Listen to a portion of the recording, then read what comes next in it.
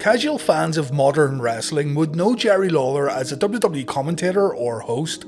The King has spent over 25 years of his career behind the commentary desk, mainly providing colour commentary for Monday Night Raw, and as time went on, Jerry could be found on pay-per-view pre-shows and whatnot. You don't have to dig very deep though to learn that back in the territory days, Jerry Lawler was truly the king of Memphis wrestling. It can't be overstated enough how truly popular Jerry Lawler was in the 70s and 80s in the Memphis region. It didn't matter if he was working as a heel or a babyface, fans came in droves to see Lawler perform, and in turn, the King Jerry Lawler became synonymous with Memphis wrestling. When people think of the territory, they think of Jerry Lawler. Today's video will go beyond the commentary desk as we take a look at the early career of Jerry the King Lawler. Jerry was born on November 29, 1949 in Memphis, Tennessee. His family didn't have a lot of money. Jerry's father held a job at the Memphis Ford Motor Company, and when the plant moved to Ohio, the Lawlers had no choice but to follow in order to keep what little money they had coming in. It was in Ohio where Jerry found professional sports, and to this day, Jerry still has a strong support for the Cleveland Browns and the Cleveland Indians. Due to a heart attack, Jerry's dad decided to stop working at Ford and the family moved back to Memphis. Jerry's dad got a job ushering in the Ellis Auditorium, and inside the auditorium were wrestling shows. Jerry was able to get free tickets to the wrestling events, and so the future king became a fan of professional wrestling pretty quickly too. Jerry Lawler has always been a great cartoon artist, and while sitting in his box seats in the Ellis Auditorium, Jerry would draw the wrestlers and give out his artwork to fans. One fan suggested that Jerry should send in his artwork to Lance Russell, the commentator for Memphis Wrestling, and maybe his artwork could get shown on TV. Jerry sent in some drawings, and right enough, Lance showed the art. Jerry would send in his drawings of match finishes, and Russell would show the artwork while recapping the previous week's show, and so Jerry had gotten himself a nice little side gig. One day, Lance gave Jerry a call, and Jerry got news that Jackie Fargo was interested in meeting him, and Jerry couldn't believe his luck. Before Jerry Lawler ruled the Memphis territory, Jackie Fargo was up there as the region's biggest draw. Fargo was a brawler. He wasn't a technical grappler by any means, but that didn't matter. His no-nonsense ring style captivated Southern wrestling fans. Also known for his trademark blonde hair and the Fargo strut, a strut that you've seen copied many times over the years, Jackie was one of the most revered superstars of the Memphis area, and so you can imagine how excited Jerry Lawler was to talk to one of his heroes. Jerry Lawler described Jackie Fargo as The Rock or Stone Cold Steve Austin of Memphis wrestling. That's how big he was. Jackie liked Jerry's drawings, and so Lawler got some work drawing pictures of Fargo for the Fabulous Ones bar. Jackie had a business partner named Eddie Ban, a country singer who was also a program director for a small radio station in Memphis. The station had a late night shift that nobody wanted to work, and so through Jackie Fargo and Jackie's business partner, Jerry Lawler found himself hosting his own radio show. Lawler said that through this time period, his interest in pro wrestling really peaked, and he started to really pay close attention to how wrestling matches came together and how wrestling matches worked. Jerry's high school art teacher had saved a portfolio of all his work, and she sent it off to the University of Memphis, and Jerry managed to get himself a full tuition scholarship thanks to his art teacher. After classes, Jerry bumped into a wrestler named Jerry Vickers, and Vickers was looking for Jackie Fargo with the hopes of breaking into the Memphis territory. Lawler and Vickers began talking, and Lawler was interested in how Vickers got started in pro wrestling. and Lawler was really surprised to learn that there's another smaller promotion in West Memphis, Arkansas that was way easier to break into. Jerry had no clue that another promotion existed so close by that could potentially help him get started, and so Lawler, along with Vickers, paid a visit to the West Memphis promoter known as Aubrey Griffith. Jerry lied. He told Aubrey that he had wrestled before in the Florida area, and just when he thought he'd been caught out on his lie, Jerry told Aubrey that he hosts a radio show and he was hoping he could plug the promotion if he got some work inside the ring. Instantly, Aubrey put Jerry Lawler and Jerry Vickers in a tag team main event match, and just like that, Jerry Lawler had begun his professional wrestling career.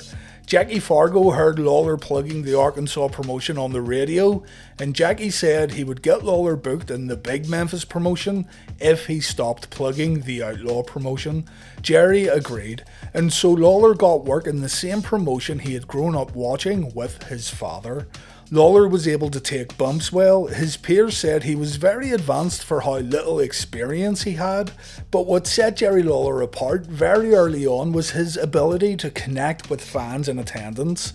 It didn't take long for Jerry Jarrett, the Memphis promoter working on behalf of Nick Gulas, to figure out that Jerry Lawler could be the future of the whole region.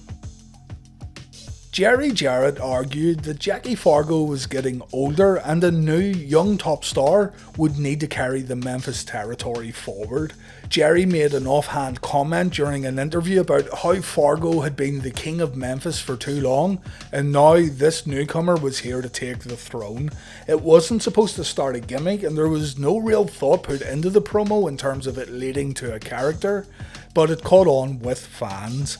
In the Fargo vs Lawler match on July 24th, 1974, a match that was contested for the NWA Southern Heavyweight Championship, would also be contested for the title of the King of Wrestling. Jerry won the match, and so Jerry the King Lawler had arrived in pro wrestling. Jerry's rise to the top was extremely fast yet extremely impactful. The King became famous not only in Memphis wrestling but also around the whole city of Memphis. His confidence grew. Working as a heel allowed Jerry to cut some seriously entertaining promos, and his interview style, still being a heel but mixing in comedy, was like nothing that had been seen in the territory before. Jerry Lawler, quite simply, was an absolute superstar of Memphis. Jerry continued working under Nick Gulas and Jerry Jarrett until Jarrett decided to break away from Gulas in order to form his own promotion, the Continental Wrestling Association, or the CWA. Jerry Lawler felt a certain amount of loyalty towards Jerry Jarrett, and so the King went along and he not only joined the CWA, but he would become a co-owner of the promotion. Gulas continued to try and run shows in Memphis, but without Jerry Lawler and without a big name headliner, Gulas simply couldn't compete. 3 years after Jarrett and Lawler left, the Gulas territory completely folded, and the CWA would just keep getting bigger and bigger by taking over more surrounding locations. To give you an idea of how popular Lawler had become in terms of wrestling fans, on a monthly basis the Mid-South Coliseum had more paying customers than Madison Square Garden. Speaking of Madison Square Garden, a guy who went to the Garden on a regular basis to watch the wrestling matches was Andy Kaufman, a rather offbeat comedian and actor who got his break by appearing on Saturday Night Live and the TV show Taxi. Inspired by the staged nature of the sport, Kaufman began adding pro wrestling to his act. He would wrestle women while saying he was the intergender wrestling champion of the world. Kaufman wanted to bring this act into the New York territory and have these matches in Madison Square Garden on a regular basis, but Vince McMahon Sr. wasn't about all this show business nonsense, ironically enough. Through Bill Apter, Kaufman was put in touch with Jerry the King Lawler, and the two men began talking about how they could do something with Kaufman and his act.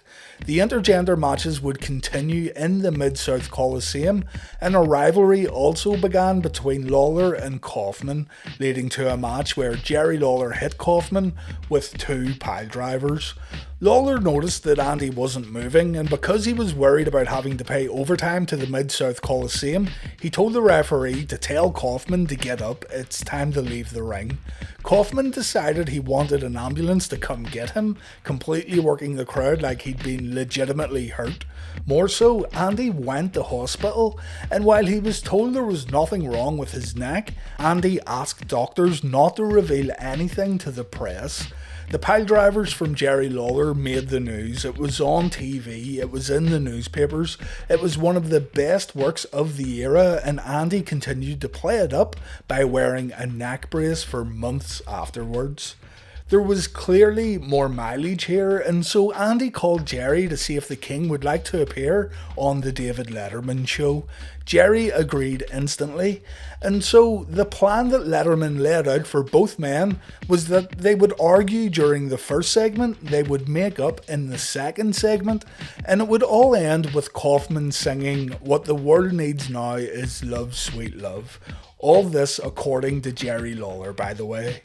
Well, the two men began arguing and it just escalates and escalates.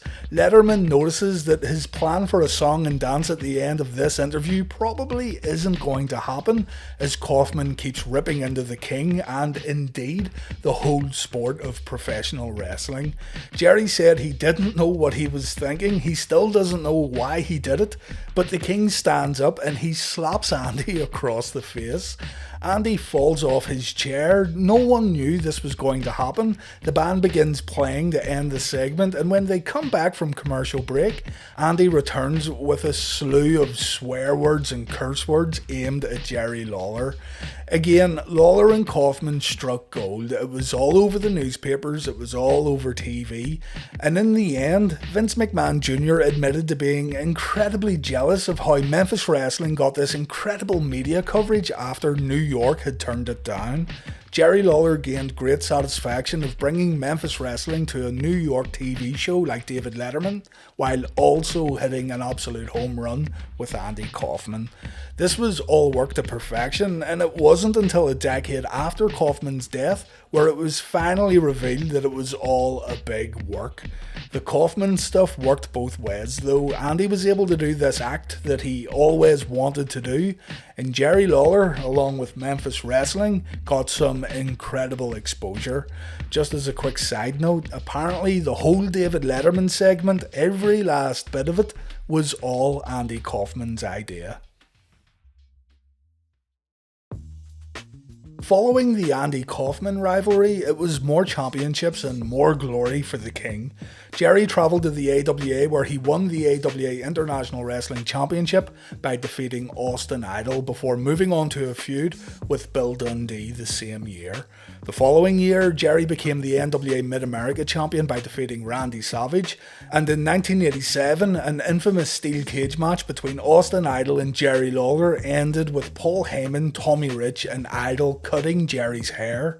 This match took place inside the Mid-South Coliseum, and the heat that was drew that night was absolutely unbelievable. You can see the whole thing on YouTube right now, by the way.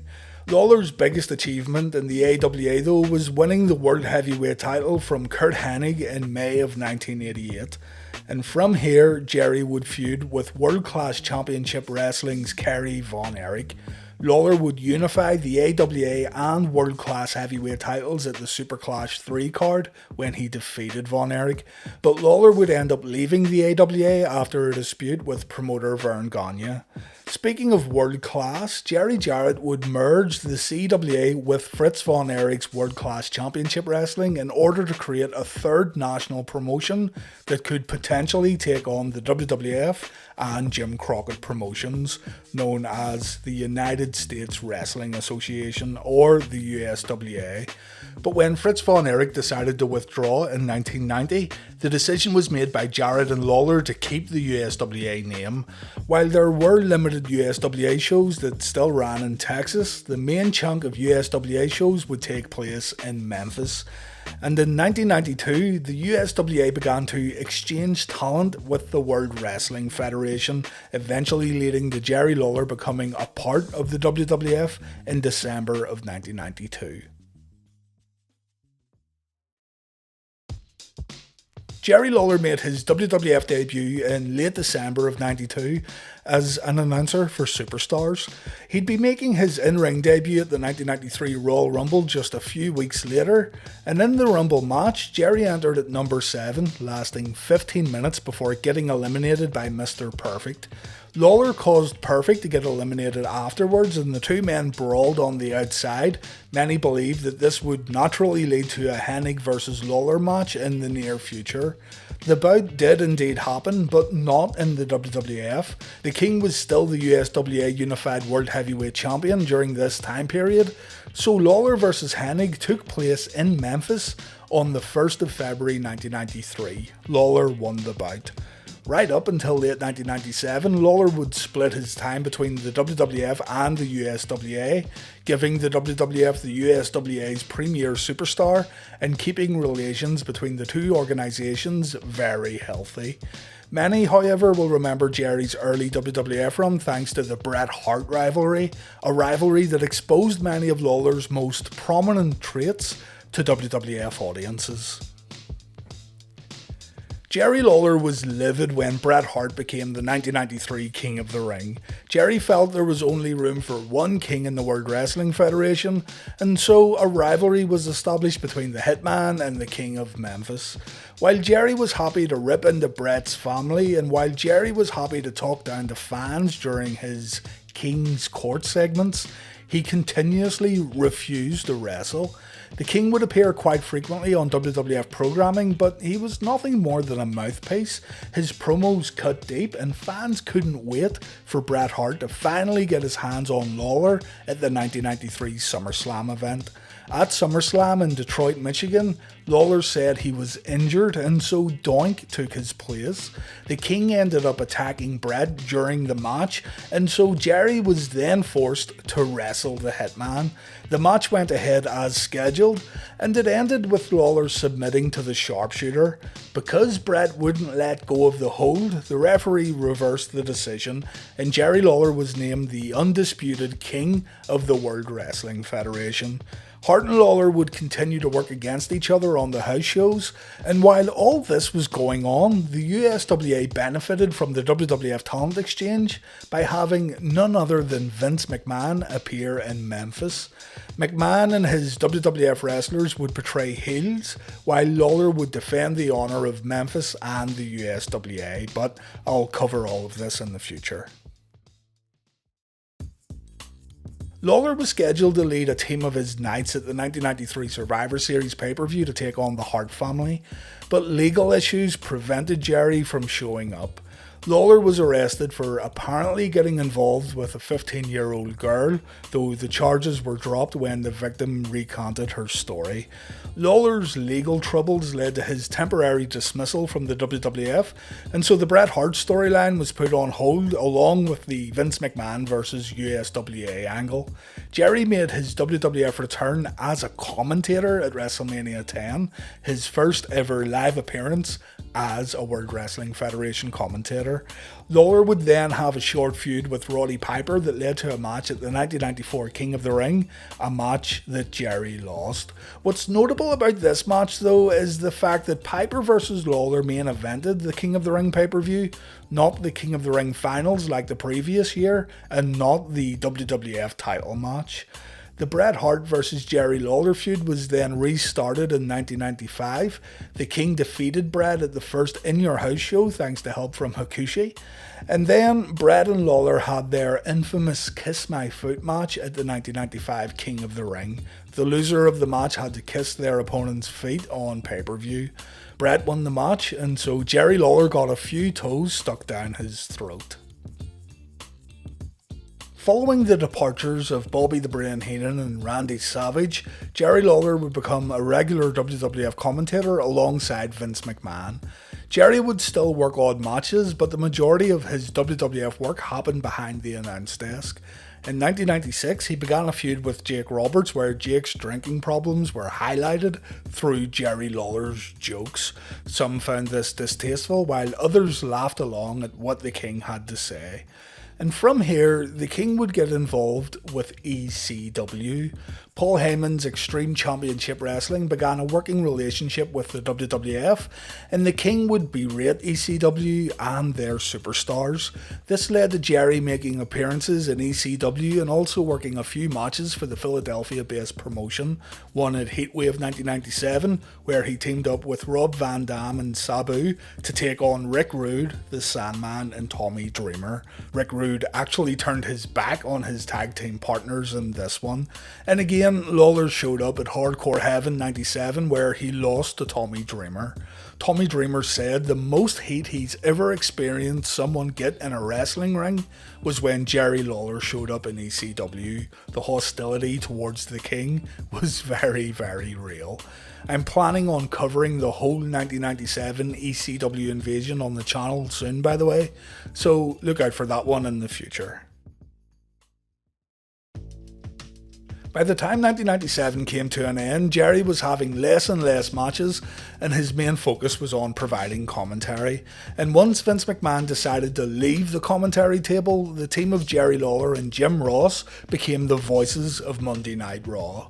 Many consider the King and Jim Ross to be Raw's greatest ever commentary team, and I'd agree with that statement. They played really well off each other, with Jim trying to tame the King, while Jerry got extremely excited with not only the wrestling going on inside the ring, but with the women who would also make appearances. Jerry Lawler and Jim Ross became the voices of the Attitude Era, and I know people think that Lawler's commentary during this time period could be overly crass and lacking any kind of wit or deep analysis. I know some people don't think it's aged very well, but that's just what WWF programming could be like at the time. Put it this way, who else could have worked so well with Jim Ross at the time? Jerry would continue to commentate for the years that followed, while also getting involved in odd matches and storylines. And really, there's too many to go through here, and so I'm going to skip a lot and look at Jerry's later days in the company. I will mention though that Jerry quit the company when his ex-wife Stacey Carter, better known as the Cat, was given her release. It was a case of, if she's going, I'm going with her, and Lawler officially quit the World Wrestling Federation in February of 2001. The King was rehired in November the same year. It wasn't just wrestlers who Jerry had issues with, it was also his broadcast partners over the years. Many will recall Joey Styles and Lawler having a little scuffle by the announce table, and many will remember the truly abysmal Jerry Lawler vs Michael Cole feud, a feud that led to Jerry's first ever WrestleMania match, which is still seriously hard to believe. Of all the big name wrestlers who Jerry feuded with, it's insane that his first Mania bout was against Michael Cole, and more so, it was a match that nobody really cared about all that much. Throughout this feud, Cole had turned into a heel commentator, something that Jerry excelled at previously, and the King was forced to work babyface in a match that many consider to be one of the very worst in WrestleMania history. You don't expect anything going into this one though, and I think fans are a little more annoyed that the whole thing got booked in the first place. What's more, the King lost his WrestleMania debut bout via disqualification after the anonymous Raw GM reversed the match decision. Understandably too, Jerry Lawler wasn't looked at by modern fans the same way the Memphis fanbase had in the 70s and 80s, but still, I'm sure Jerry saw his WrestleMania debut being a lot different in his mind after calling so many classics from the commentary desk. And then there was the heart attack that happened on live TV. Lawler had teamed up with Randy Orton to defeat Dolph Ziggler and CM Punk in a tag team match on the September 12th episode of Monday Night Raw. After the bout, Lawler returned to the commentary desk, and while calling a match between Team Hell No and the Primetime Players, Lawler collapsed. Michael Cole continued to call the match on his own, but you knew something was wrong while watching this at home. The fans and referee Charles Robinson couldn't keep their eyes off the commentary desk. Cole was struggling to keep himself calm while calling the bout. It was a very, very real situation that was amplified considerably because it was happening on live TV. The King suffered a heart attack, later determined to be a completely unexplained cardiac arrest and not caused by a blocked artery or anything like that. The King was brought to hospital and doctors said that Lawler was clinically dead for around 30 minutes, but Lawler's condition slowly improved in the days that followed and Jerry escaped with no brain damage and no lasting effects. Jerry was even cleared to wrestle again. Jerry came back to the commentary table on the November 12th episode of Raw, 2 months after his heart attack, and his mini feud with CM Punk resumed also. The WWE being the WWE, they made a storyline out of the whole scary situation. I'm going to wrap it up here because, as mentioned earlier, the on-off nature of Jerry's in-ring work would lead to me listing off a bunch of random mini-feuds and rivalries that didn't mean a whole lot in the long run. The King would get moved to SmackDown in 2016 and shortly afterwards he became a pre-show host for Raw, SmackDown and pay-per-views. In 2019 Lawler became a full-time commentator once again on Raw before being replaced by Samoa Joe in April of 2020. But I wanted to take focus away from Jerry's later commentating career during this video, and I hope more recent wrestling fans now have a bit more insight into what made Jerry Lawler such a big deal. Jerry Lawler was Memphis wrestling. He helped turn an already popular region into a premier wrestling destination that entertained fans while grabbing headlines around the world. There's much more to explore with Jerry the King Lawler, including more in-depth looks at his rivalries and matches, and that's something that will happen in the future. Thanks for watching this video, I hope you enjoyed it, and take care.